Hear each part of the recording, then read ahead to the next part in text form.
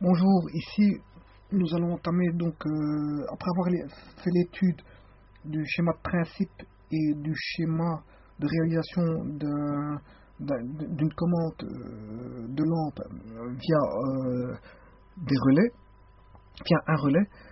Ici, nous allons entamer dans un petit peu le même cheminement, c'est-à-dire établir un schéma électrique. Mais laissez-moi avant d'aborder la chose, de vous montrer un objet que tout le monde connaît. C'est un ustensile utilisé par les ménagères dans toutes les maisons, c'est-à-dire par toutes les mamans qui sont ménagères. Et cet ustensile, on le retrouve dans la pièce qui est la cuisine. Et donc ici, c'est un rouleau, on le voit bien, un rouleau qui permet d'aller d'avant vers l'arrière, d'avant vers l'arrière, muni de poignées pour guider, je veux dire, ce fameux rouleau, hein, et pour donner la force adéquate au rouleau, de façon à pétrir la pâte de la manière la plus usuelle possible. On voit que ce rouleau est muni de poignées, et donc ces poignées utilisées par les mains de la ménagère, et donc c'est un dispositif dit manuel. Et donc justement ici le but est d'outrepasser cette action manuelle pour en arriver à une action plutôt mécanique commandée de façon électrique. Eh bien, on va situer la chose de manière à créer non pas un rouleau à pétrir de manière manuelle, mais de créer un rouleau manuel à pétrir de façon industrielle, mécanisée et à l'aide d'une source électrique. Eh bien, on va réaliser le schéma, et pour ça, on va distinguer un système de commande d'un système commandé. Donc la commande et le commandé. Le commandé se fera à l'aide d'une action mécanique. Et cette action mécanique devra être alimentée par une source électrique. Donc, quel est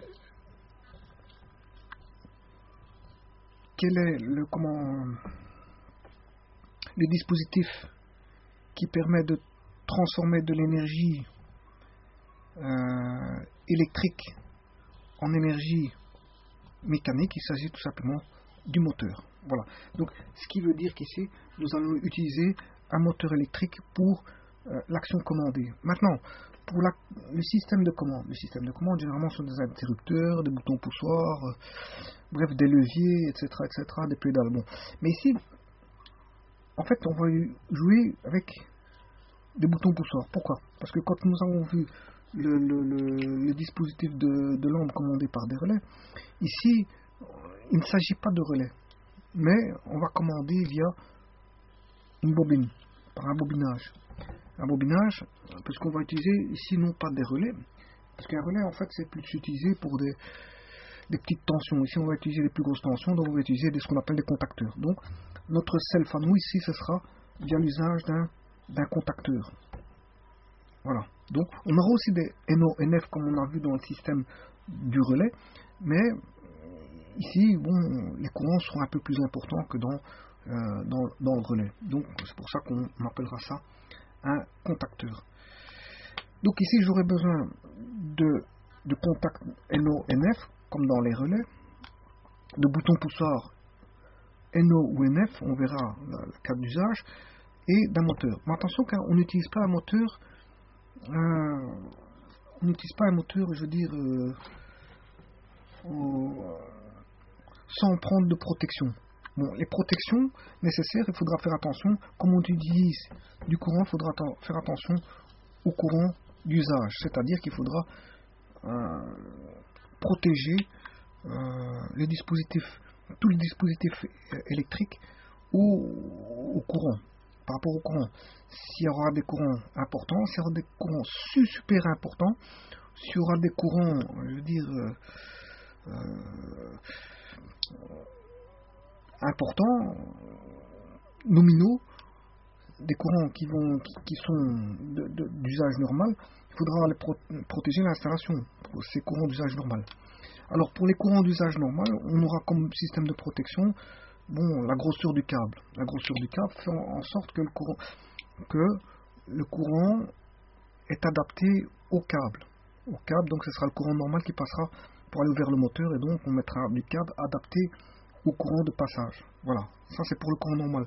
Maintenant, pour le courant, s'il se passe quelque chose au moteur, peu importe, à l'intérieur s'il y a un défaut moteur, ou si encore le moteur bloque, à ce moment-là, il risque d'avoir un courant d'appel qui est plus important, et donc avoir une surchauffe du courant, enfin du moteur. Et donc à ce moment-là, on a un dispositif de protection qui est le relais thermique. Donc le câblage servira, il faudra un câblage bien adapté, donc une certaine section. Il faudra un relais thermique pour la surchauffe du moteur, mais il peut arriver qu'il y ait un court-circuit. Et donc là, le courant est très très grand. Donc à ce moment-là, il faudra protéger contre des courants très importants. Et donc là, il faudra un système de protection par fusible ou disjoncteur. Ici, je vais opter pour des fusibles. Voilà. Donc vous voyez que acheter un moteur, ça ne suffit pas. Si on ne met pas la section de câblage adéquate, si on ne met pas la protection par relais thermique, et si on ne met pas la protection par fusible, il n'y a rien qui fonctionnera. Il ne faut pas oublier aussi qu'on a besoin ici d'une source d'alimentation. Voilà. Alors, le système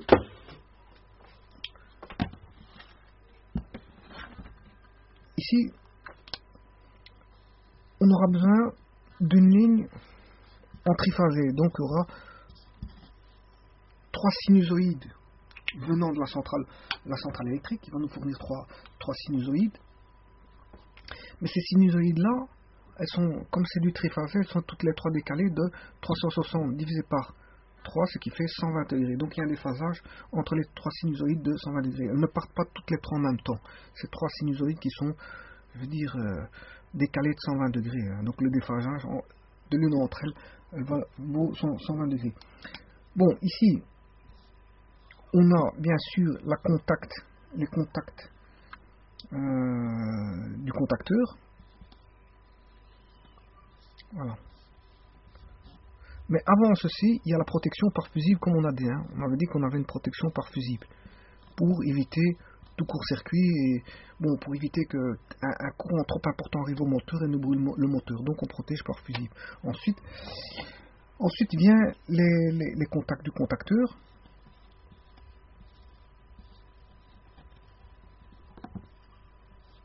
Voilà. Bien sûr, ces contacts-là sont reliés mécaniquement. Ça veut dire que quand il y en a un quand il y aura la bobine du contacteur qui va être alimentée, enfin, c'est plutôt dans ce sens-là. Voilà. Quand la bobine est alimentée ici, elle va attirer les 3 contacts pour se refermer. Hein. Et donc les 3 courants pourront passer dès le moment où la bobine du contacteur est alimentée. Quand la bobine du contacteur est alimentée, à ce moment-là, le contact bascule et le circuit se fermera. Bon, par après, comme on a dit, on a la protection par les câbles. Tous les câbles ici sont, je veux dire, la section du câble est fonction du courant qui va traverser le moteur. Donc il y a un calcul à faire quand on achète le moteur. Il y a un courant d'absorption au moteur, donc il faudra la filerie adaptée à l'absorption du courant moteur. Donc on a les câbles, section des câbles qui vont protéger le courant normal d'utilisation du moteur, parce que si le courant est trop grand, les fils vont brûler. Voilà. Si la section n'est pas adaptée de fil, s'il y a un trop grand courant dû à une surcharge, à ce moment-là, il faut une protection thermique. Et là, on est bon. On va au moteur triphasé. Attention que ça doit être un moteur triphasé, hein. Parce qu'un moteur monophasé, à 2 phases, on ne sait pas le câbler sur 3 phases. Hein. Enfin, on sait le câbler sur 3 phases en prenant 2 déphases. Oui. Un moteur monophasé, je peux le mettre dans du triphasé. Mais je veux dire par là qu'un moteur triphasé, on ne sait pas le câbler en monophasé. Donc il faut absolument, si on achète un moteur triphasé, il faut absolument les 3 phases. Hein. Mais si on achète un moteur monophasé, on peut le mettre sur 2 des 3 phases. C'est pas un problème. Voilà. Donc ici on a le dispositif de protection thermique. Le thermique ici. Ici on a les contacts principaux du contacteur que je vais appeler K1, les fusibles, et je veux dire on a bien le triphasé qui arrive ici au départ des 3 lignes. Et voilà. Donc ça c'est le moteur.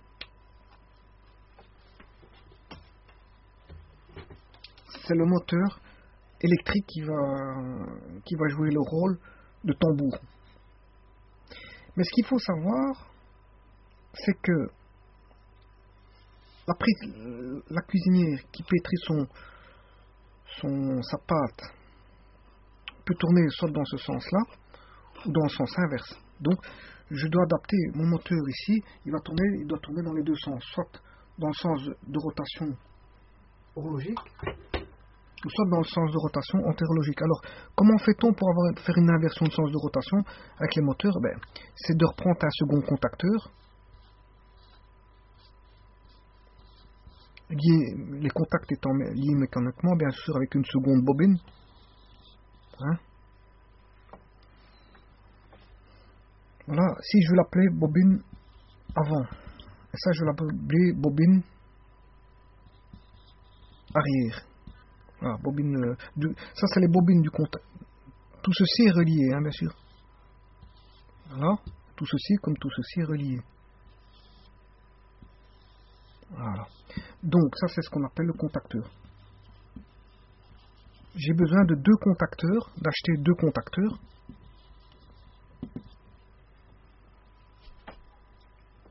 Voilà. Donc j'ai besoin d'acheter 2 contacteurs contenant chacune des bobines, dont une va servir, dans le cas du montage, à la marche avant et l'autre à la marche arrière. Alors comment faire la marche avant, marche arrière? C'est simplement une histoire de câblage. Pour inverser le sens de rotation d'un moteur, il suffit d'inverser 2 fils. Par exemple ici, je n'inverse pas celui-ci. Je n'inverse pas celui. Le premier vient au premier. Le second vient au second contact. Et le troisième contact, j'ai pas beaucoup de place, mais enfin, le troisième contact va au troisième contact. Voilà. Donc, le premier contact au premier contact, le deuxième contact au deuxième contact, et le troisième contact au troisième contact. Alors là, il faut inverser 2 fils pour avoir l'inversion du sens de rotation. Voilà. Donc ici, le premier, il va au premier, et comme ça, j'inverse ces 2-là. Le deuxième va au troisième, et le troisième va au deuxième. Voilà. Ici, j'ai bien inversé mes fils. Donc en fait, ici, le premier, il va le premier contact va au premier contact, le deuxième contact va au deuxième contact, le troisième contact va au troisième contact. En fait, toutes les 3 sinusoïdes qui sont décalées arrivent aussi bien là que là de la même manière. Par contre, les 3 sinusoïdes arrivant là et ceux-là sont déphasés. Donc il y a un déphasage, puisqu'on inverse 2 fils, donc les déphasages, les triphasés qui sont là et là, ceux-là sont les mêmes que ceux-là, alors que ceux-là ne sont pas les mêmes que ceux-là. Donc il y a bien, on va dire, un déphasage, et donc ça permet une inversion du sens de rotation. Voilà, c'est comme ça qu'on fait pour inverser le sens de rotation. Donc celui-ci, je peux considérer qu'il est marche avant, et l'autre, marche arrière. Donc la marche avant, ce sera par exemple le sens horlogique, alors que la marche arrière sera le sens anti-horlogique. Voilà. Donc ça, ce sera la marche avant. Marche avant, AVN, je vais dire avant AVT, hein, et marche arrière, MAR. Voilà. Voilà. Donc ici, c'est le schéma de puissance, ce qu'on appelle le schéma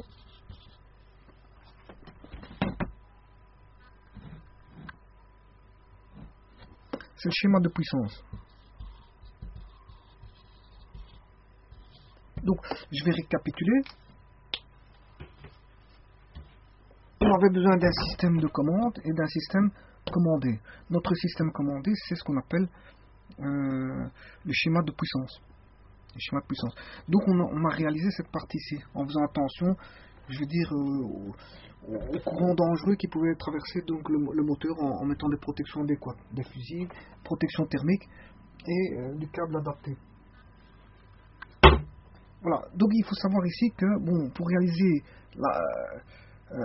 l'inversion de sens de rotation, il suffit de mettre un deuxième contacteur avec une seconde bobine. Bobine ici, c'est la bobine marche avant, AVT.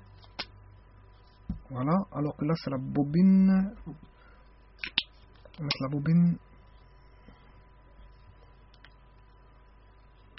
Ouais. Celui-ci, je vais l'appeler K1. Contacteur K1. Alors que celui-là, je vais l'appeler le contacteur K2. Et ça, c'est la bobine marche arrière. B arrière. Voilà. Donc la marche avant, ce sera dans le sens horlogique. Et la marche arrière, dans le sens anti-horlogique. Voilà, le schéma de puissance est établi. Donc, en fait, ça, c'est mon rouleau pétrisseur qui peut aller de l'avant à l'arrière. Mais maintenant le plus compliqué, c'est de réaliser le système de commande ici. Comment faire la commande à l'aide de boutons poussoirs, d'interrupteurs, s'il y a des interrupteurs, je n'en sais rien s'il y a des interrupteurs, mais on va le voir ensemble. Et de, comment est-ce qu'on appelle ça, de bobines. Les bobines, elles sont là. Hein. Il faudra reprendre ces bobines-ci, ces bobines-là. Voilà. Ça, c'est la bobine marche avant, bobine marche arrière, bobine marche avant, bobine marche arrière, bobine marche avant, bobine marche arrière. Donc, en fait, il me faudra deux bobines possibles pour faire le montage de commande. Alors, on va faire le système de commande. Mais le système de commande, il faut toujours de la filerie. Toujours. De la filerie adaptée, donc, je veux dire, au courant qui va traverser. Attention que, ici, je vais appeler L1, L2. Je peux avoir une basse tension ici, hein, parce qu'ici, c'est du triphasé. Le système commandé, c'est du triphasé, hein, triphasé. Mais ici, le système commandé peut être commandé par transfo. Enfin, on peut passer par un transfo, donc par une plus basse tension que le triphasé. Mais ici, bon, je veux quand même reprendre deux fils du triphasé qui est L1, L2. Donc, c'est-à-dire, je veux dire par là que je peux prendre L1, L2 pour faire ma commande, ou L1, L3, ou L2, L3, ou L... Voilà, une combinaison. Soit pour faire mon monophasé, j'ai besoin d'L1, L2, ou L1, L3, ou L2, L3, ou, attendez, 1, 2, 1, 3, L2, L3. Voilà, c'est ça. C'est trois possibilités. Soit je prends L1, L3, L1, L2, ou L2, L3. Voilà, c'est ça.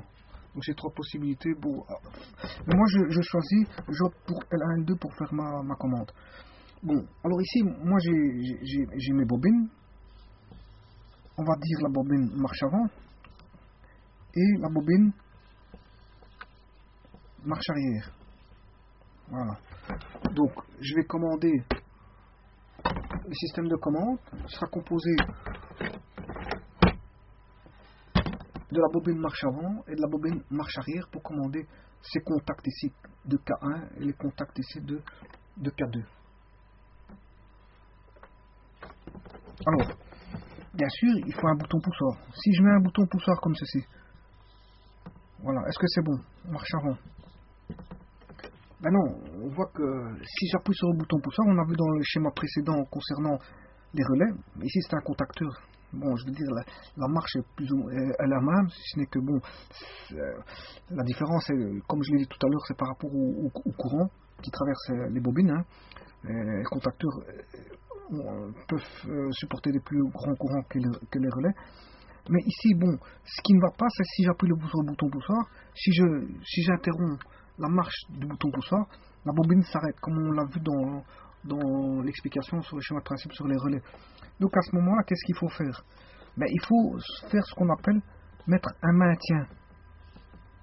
Un maintien, c'est un normalement ouvert de la marche avant. Normalement ouvert, comme on a vu dans les relais, c'est un contact qui est à l'intérieur. Voilà, c'est un contact qui est à l'intérieur. Voilà, ici. Et qui agit en fonction du courant qui va traverser la bobine. Voilà. Voilà. Donc ici viendra bien sûr L1. Parce que comme on voit que je relie L1, on relie L1 au contacteur de la marche avant. Et que par après, ici, il y aura tout le circuit de commande, hein, vers la commande, que je vais faire ici. Je vais faire la commande, je la fais ici, pour une question de, comment on appelle ça, de visibilité de schéma. Voilà. Mais donc, en fait, quand j'appuie sur la marche avant, qu'est-ce qu'elle va faire? Elle va enclencher le normalement ouvert, il va devenir normalement fermé. Et là, à ce moment-là, comme il est normalement fermé, le courant passe ici. Vous voyez? Le courant ne passe plus ici. Parce que là, on a interrompu, mais il passe cette fois-ci ici le courant. Donc, il est maintenu. C'est ce qu'on appelle un maintien. Il est maintenu. Ça veut dire que la bobine est en action, bien que j'ai lâché. C'est une astuce de maintenir une bobine en action en appuyant et en relâchant. Ma bobine est mais maintenant, vous allez me dire, oui, mais comment l'arrêter? Il suffit de mettre un normalement fermé, un bouton poussoir normalement fermé. Un NF. Je mets un NF. Voilà. Et là, je vais mettre, on va l'appeler stop. Généralement, c'est ce qu'on appelle un stop. Voilà, je vais mettre stop. Bon. Il y a encore un autre bouton qui est fort important et qui se trouve au niveau de la protection du courant de la surcharge du moteur. Ici, on a un contact. Voilà. Normalement fermé du thermique. Donc on passera du schéma ici, bien sûr à la bobine, comment on appelle ça, au bouton poussoir. On repasse par le normalement ouvert ici. Et puis on met tout ça en série avec le thermique ici. On repasse par le thermique. Donc ici, il faut un thermique. Il faut passer par le thermique.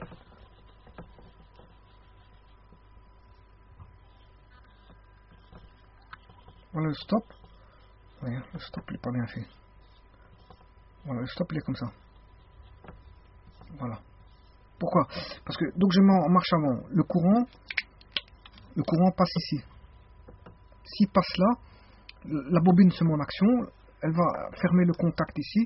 Si le contact se ferme là, ici il est maintenu. Il est maintenu. Donc il se referme, il est maintenu, donc il faut pouvoir l'interrompre. C'est le stop ici qui va l'interrompre. Et maintenant, je dis qu'il y avait un thermique. Le thermique doit agir, il doit ouvrir le thermique, je vais l'appeler TH. Pour thermique. ST de stop, marche avant, voilà. MAV de marche avant. Voilà. Bon, notre schéma, il est bon, hein, parce que regardez, j'appuie sur le bouton, le courant passe. Oui, il s'est passé parce que les deux là sont fermés. Pas de problème. Le courant surchauffe, hop, lui déclenche, hop, voilà, tout s'arrête, grâce à ce thermique là. Voilà, supposons que je le remets à sa place, je remets, le courant passe, j'enlève ma main du bouton poussoir, le maintien se ferme, le courant passe, hop, un problème de réchauffement, hop, mais il s'ouvre, le courant ne s'est plus passé, parfait. La bobine retombe, elle refait tomber le marche avant dans la situation de normalement ouvert. D'accord? Voilà, donc en fait, le schéma fonctionne. Et idem pour le stop. Hein. Si je mets la marche avant, j'appuie, je laisse mon bout à pied. Si je mets le stop en même temps, ben, c'est le stop va s'ouvrir. Hein. Si le stop s'ouvre, le courant ne s'est pas passé. Si le courant ne s'est pas passé, fatalement, je veux dire, on a beau appuyer sur la marche avant, il n'y a rien qui fonctionne. Voilà, maintenant on va étudier la marche arrière, comment elle fonctionne. Bon, donc c'est un peu la même chose. Je vais mettre un bouton non pas de marche avant, mais de marche arrière. Toujours avec un contact de maintien de marche arrière. Alors, le stop, bah, ça ne sert à rien d'utiliser, je veux dire, 50 boutons de stop. On peut utiliser qu'un seul bouton de stop. Voilà. Donc maintenant, je veux mettre la marche arrière. J'appuie sur celui-ci, le courant passe ici. Voilà, le courant passe ici. Je veux interrompre, j'appuie ici. Hop, il n'y a plus de courant dans le circuit parce que le circuit est ouvert. Hop, je veux dire, la marche arrière n'est plus alimentée. Bon, maintenant, ce schéma, il est presque bon. Mais il y a encore un petit problème. Supposons que quelqu'un arrive et appuie aussi bien sur la marche avant et la marche arrière en même temps. Qu'est-ce qui se passe? Ça, c'est un gros problème. Très gros problème. Donc, pour éviter ce problème-là, on va utiliser ce qu'on appelle un verrouillage, je veux dire, électrique ici. Non pas mécanique, électrique. Donc ici, on va mettre un contact normalement fermé de la marche avant. C'est-à-dire, quand la marche avant fonctionne, ici il s'ouvre, donc on ne sait pas utiliser la marche arrière. Idem pour la marche avant, on va mettre un contact marche arrière. Comme ça, quand j'appuie sur la marche arrière, celui-ci il s'ouvre. Impossible de mettre la marche avant. Il faut stopper la marche arrière pour faire fonctionner la marche avant. Il faut stopper la marche avant pour faire fonctionner la marche arrière. Voilà. Donc n'oublions pas notre stop général.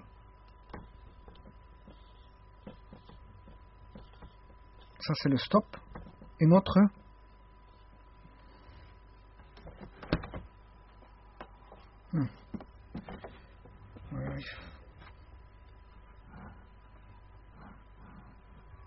notre thermique. Et enfin, retour à la ligne L2. Ce que j'ai oublié de vous dire, c'est que le L2, la L2 sont protégés par des fusibles adéquats. Hein. Donc, calculé en fonction du courant de passage dans les, comment on appelle ça, dans les câbles. Voilà. Voilà. Donc maintenant, mon rouleau ici.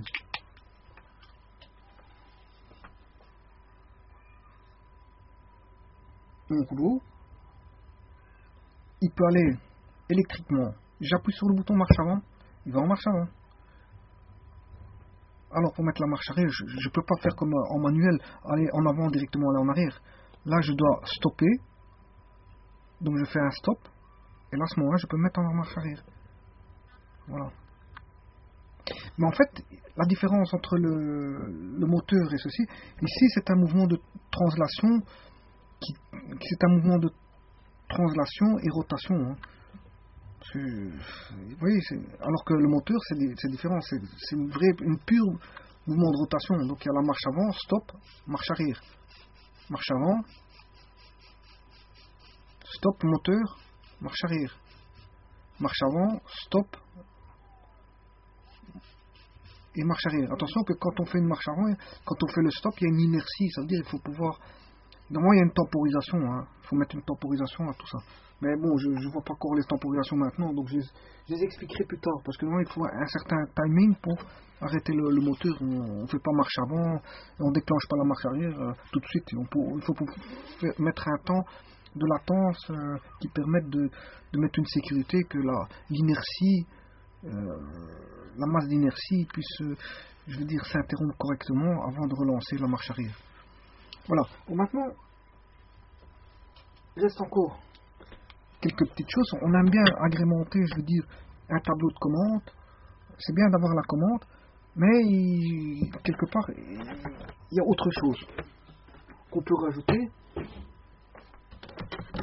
Donc, il y a le système de commande, système commandé. Mais on peut rajouter aussi un système de signalisation. Voilà, signalisation, je n'écris pas tout complètement, non, c'est pas le but. Hein. Donc, du moment que je le dis verbalement, ouais, je veux dire, on voit bien que c'est un système de signalisation. Bon, le système de signalisation est composé, on va dire, de lampes. Ce sont des lampes. Le système de signalisation est composé de lampes. Bon, ici, justement, le but, c'est d'avoir des lampes de différentes couleurs. Je dirais un autre jour quelles sont les couleurs adaptées, je veux dire, à la marche avant, marche arrière, à la mise sous tension, hors tension, etc.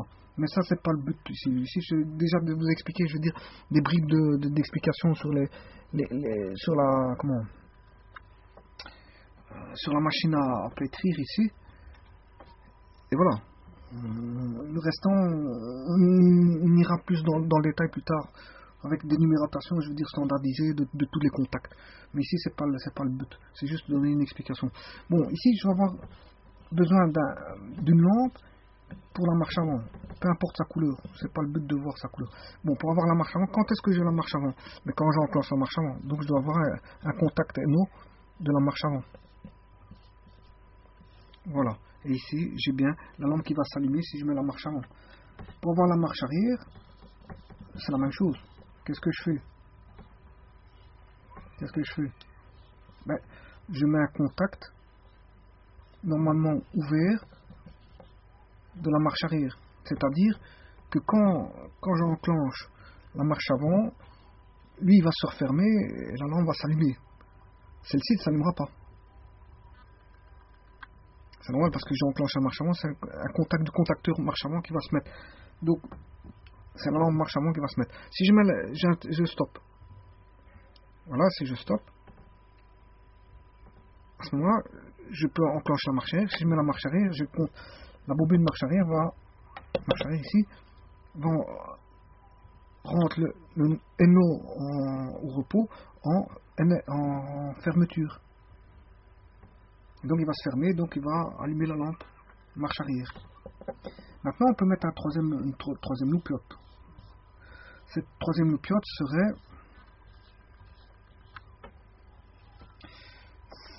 de dire, bon, attention qu'ici, enfin, je vais le dire après, ici, je peux mettre un contact marche avant, marche arrière. À quoi servirait ce type de voilà. Ça voudrait dire que tant que j'ai pas déclenché la marche avant, tant que j'ai pas déclenché la marche arrière, donc ces deux-ci étant éteints, mais c'est éteint. Oui, ces deux-là sont éteints. Mais quand est-ce que celle-là s'allumera si les deux sont éteints? Mais quand on a une tension d'alimentation ici.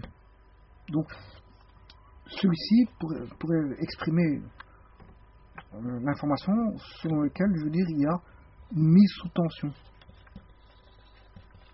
C'est-à-dire, attention, il y a de la tension. Voilà. Parce que s'il est éteint, ça veut dire qu'il n'y a pas de courant ici.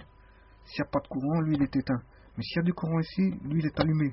S'il est allumé, à ce moment-là, tout dépendra de l'action que l'on prendra par après, c'est-à-dire de mettre en marche avant. Si la marche avant, lui, s'ouvre et la mise sous tension s'éteint, mais si elle s'éteint, on s'en fout. Que la mise sous tension s'éteint. Si cette lampe s'éteint, c'est pas grave. Parce qu'il y a une autre qui s'allume. C'est soit la marche avant ou la marche arrière. D'accord? Donc, supposons que, voilà, j'arrive au matin, hop, je mets la mise sous tension, hop, c'est la lampe blanche qui s'allume. Je mets la marche arrière. Donc, lui, il va s'ouvrir. Donc, la mise sous tension n'est plus allumée. Mais on est quand même sous tension et on sait même plus c'est qu'on est en marche arrière parce que lui il va se refermer et la lampe marche arrière va être allumée. Tout comme quand on arrive au matin, je fais le contraire. Je mets sous tension, la lampe s'allume ici, mise sous tension, mais qu'après j'enclenche la marche avant. Lui s'éteint puisque la marche avant s'ouvre ici, donc il n'y a plus de courant qui passe ici, mais lui se referme. Et cette lampe là s'allume. Donc on aura la mise sous tension qui est éteinte, mais la marche avant fonctionnant. Donc ça veut dire qu'il y a quand même du courant, mais qu'on est en marche avant. Donc ça spécifie l'information de manière plus complète. Voilà. Donc c'est un schéma simple. Je vais l'appeler. Donc voilà, ça c'est la partie commande.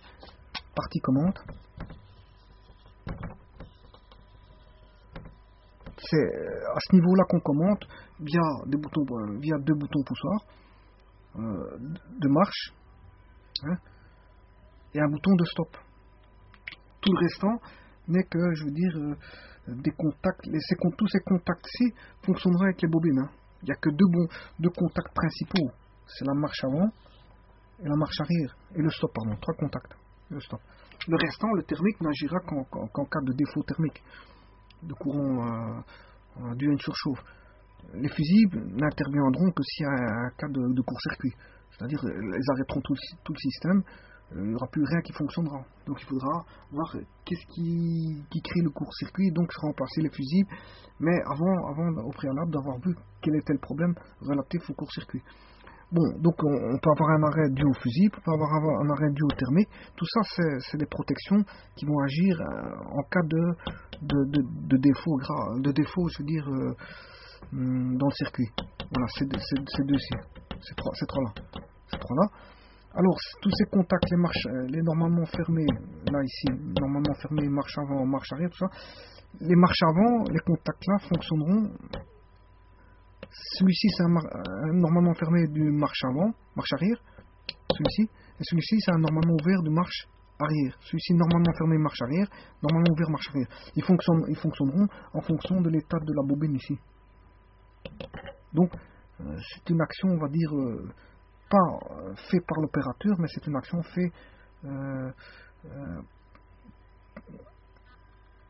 par les commandes des boutons poussoirs ici, mais par le relais d'une bobine. C'est la bobine qui va, en fonction de l'appui, qui va commander tous ces normalement ouverts, ces normalement fermés, de façon à avoir un système, on va dire, automatisé. C'est un système automatisé. Donc ça, c'est la partie commande. Et ça, c'est la partie puissance. Bon, ici, je l'ai fait en 2 schémas. Ça, on avait dit, le système commandé. Ben voilà, il est là. C'est la partie commande. Le système commande, c'est la partie commande. Le système commandé, c'est un schéma de puissance. Voilà. Et le système de signalisation, on retrouve avec le système de commande. Voilà. Donc système de partie commande. Et ici, je pourrais rajouter la partie signalisation. Voilà. Partie commande, partie signalisation. Voilà. Donc cette partie-là, j'aurais pu la regrouper, bien sûr, sur le côté ici, hein, puisque tout vient se connecter, s'interconnecter ici, s'imbriquer et refaire un schéma. Mais bon, pour la visibilité du schéma, je préfère faire 2 schémas séparés que de faire un schéma l'un à côté de l'autre et ne plus m'y retrouver. Et surtout que, bon, comme j'ai toujours expliqué, avec le marqueur, bon, c'est de gros traits et je manque de précision. Et bon, et le plan de travail est petit pour dessiner, je veux dire, un plan, je veux dire, plus élaboré. Voilà, c'en est terminé pour cette vidéo. Ben, je vous remercie. Mais avant de terminer cette vidéo, j'aurais bien voulu retourner sur cet ustensile qu'on a automatisé. Hein, c'est un ustensile, je veux dire, comment on appelle ça, manuel, on a automatisé. Mais on va lui donner quand même un nom à cette partie, comment on appelle ça, à ce système automatisé. On va l'appeler laminoir à pâte. Voilà. Si vous voulez réaliser un laminoir à pâte comment ça s'appelle ça, en triphasé, ben, suffit de suivre le schéma. Bon, je n'ai pas trop respecté la standardisation des numérotations, c'était pas le but, comme je vous ai expliqué. Le but c'est d'expliquer la réalisation d'une amino apparat sans trop rentrer dans les détails de la standardisation, mais je reviendrai une fois plus tard, quand on aura élaboré pas mal de schémas, on se permettra de mettre la normalisation des numérotations de manière à avoir des schémas je veux dire, plus structurés, comment on s'appelle ça, plus informatifs, plus élaborés, mais plus compréhensifs, avec plus d'informations, avec plus de plus. Voilà, plus de plus. On peut pas dire le contraire. Hein. Plus on rajoute des éléments, je veux dire, qui nous guident, et plus le schéma nous fait ressortir plus d'informations. Dire voilà. Ben, je vous remercie beaucoup. À la prochaine vidéo.